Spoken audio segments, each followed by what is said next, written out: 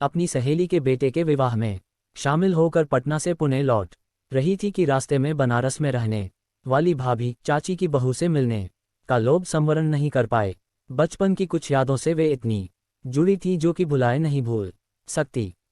बिना किसी पूर्व सूचना के रास्ते में ही उतर गई। पटना में ट्रेन में बैठने के बाद ही भाभी से मिलने का मन बनाया था। घर का पता तो मुझे मालूम ही था। आखिर जन्म के बाद 19 साल मैंने वहीं गुजारे थे। हमारा संयुक्त परिवार था। पिताजी की नौकरी के कारण बाद में हम दिल्ली आ गए थे।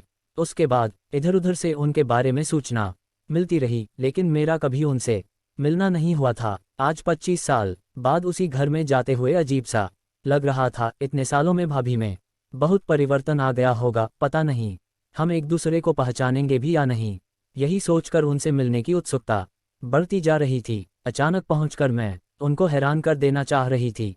स्टेशन से जब ऑटो लेकर घर की ओर चली तो बनारस का पूरा नक्शा ही बदला हुआ था। जो सड़कें उस जमाने में सूनी रहती थीं, उनमें पैदल चलना तो संभव ही नहीं दिख रहा था।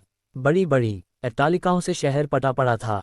पहले जहां कारों की संख्या सीमित दिखाई पड़ती थी, अब उनकी संख्या अनगिनत हो गई थी। घर को पहचानने में भी दिक्कत हुई। आसपास की खाली जमीन पर अस्पताल और मॉल ने कब्जा कर रखा था। आखिर घूमते घुमाते घर पहुंच ही गई। घर के बाहर के नक्शे में कोई परिवर्तन नहीं था, इसलिए तुरंत पहचान गई। आगे क्या होगा, उसकी अनुभूति से ही धड़कनें तेज होने लगी। डोरबेल बजाए, दरवाजा खुला। सामने भाभी खड़ी थीं। बालों में बहुत सफेदी आ गई थी, लेकिन मुझे पहचानने में दिक्कत नहीं हुई। उनको देखकर मेरे चेहरे पर मुस्कान तैर गई, लेकिन उनकी प्रतिक्रिया से लग रहा था कि वे मुझे पहचानने की असफल कोशिश कर रही थीं। उन्हें अधिक समय दुविधा की स्थिति में न रखकर मैंने कहा, भाभी मैं गीता। थोड़ी देर वे सोच में पड़ गईं, फिर खुशी से बोली, अरे दीदी आप अचानक कैसे, खबर क्यों नहीं की? मैं स्टेशन लेने आ जाती। कितने सालों बाद मिले हैं। उन्होंने मुझे गले से लगा लिया और हाथ पकड़ कर घर के अंदर ले गईं। अंदर का नक्शा पूरी तरह से बदला हुआ था। चाचा चाची तो कब के कालकवलित हो गए थे। 2 नंदें थीं, उनका विवाह हो चुका था। भाभी की बेटी की भी शादी हो गई थी। एक बेटा था जो ऑफिस गया हुआ था। मेरे बैठते ही वे चाय बनाकर ले आईं। चाय पीते पीते मैंने उनको भरपूर नजरों से देखा। मक्खन की तरह गोरा चेहरा अपनी चिकनाई खोकर पाषाण जैसा कठोर और भावहीन हो गया था। पथराई हुई आंखें, जैसे उनकी चमक को ग्रहण लगे वर्षों बीत चुके हों। सलटे पड़ी हुई सूती सफ़ेद साड़ी, जैसे कभी उसने कल्फ के दर्शन ही न किए हों। कुल मिलाकर उन की स्थिति उस समय से बिल्कुल विपरीत थी जब वे ब्याह कर इस घर में आई थीं। मैं उन्हें देखने में इतनी खो गई थी कि उनकी क्या प्रतिक्रिया होगी इसका ध्यान ही नहीं रहा। उनकी आवाज़ से चौंकी, दीदी किस सोच में पड़ गई हैं? पहले मुझे देखा नहीं है क्या? नहाकर थोड़ा आराम कर लीजिए ताकि रास्ते की थकान उतर जाए, फिर जी भर के बातें करेंगे। चाय खत्म हो गई थी। मैं झेप कर उठी और कपड़े निकालकर बाथरूम में घुस गई। शादी और सफ़र की थकान से सच में बदन बिल्कुल निढाल हो रहा था। लेट तो गई, लेकिन आंखों में नींद के स्थान पर 25 साल पुराने अतीत के पन्ने एक एक करके आंखों के सामने तैरने लगे। मेरे चचेरे भाई का विवाह इन्हीं भाभी से हुआ था।